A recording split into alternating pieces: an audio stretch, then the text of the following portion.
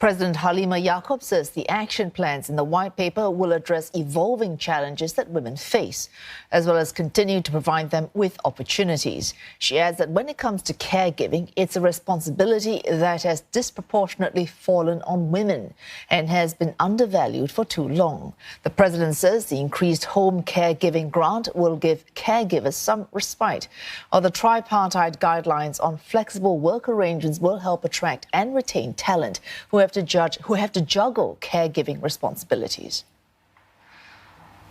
All the action plans in the white paper have also been warmly received by service providers and advocacy groups. One caregiving platform says the increased home caregiving grant will give caregivers some much-needed rest. Caregiving can be super tiring, physically, mentally, and emotionally as well. And this is more so for long-term illnesses like dementia. So with the grant, they'll be able to have at least the means, to get a caregiver to come in for a few hours a week so that they can have time to themselves to recharge. And this will enable them to be more ready to provide care and also for a longer time without burning out as quickly. At the workplace, the National Trades Union Congress says flexible working arrangements should be both sustainable and fair.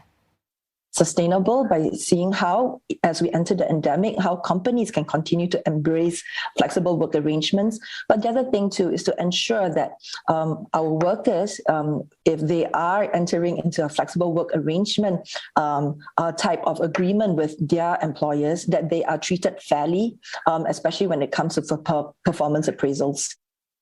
The flexible work arrangements, we as Aware had asked for it to be legislated, but it is a good first step to actually have tripartite guidelines to say what the employer's response should be, and that basically employers have an obligation to fairly consider their employees' requests for flexible work arrangements. The fact that there is a white paper, that there is a 10-year plan to implement these things, I think is very positive. And I'm sure the conversation, once we start on these things, it will continue to grow. The executive director of Aware also hopes to see attention being paid to women in more marginalized communities, such as women in ethnic minority groups and transnational spouses. Aware also wants to work towards including gender equality in the national pledge to instill the idea of gender equality as a fundamental value of society.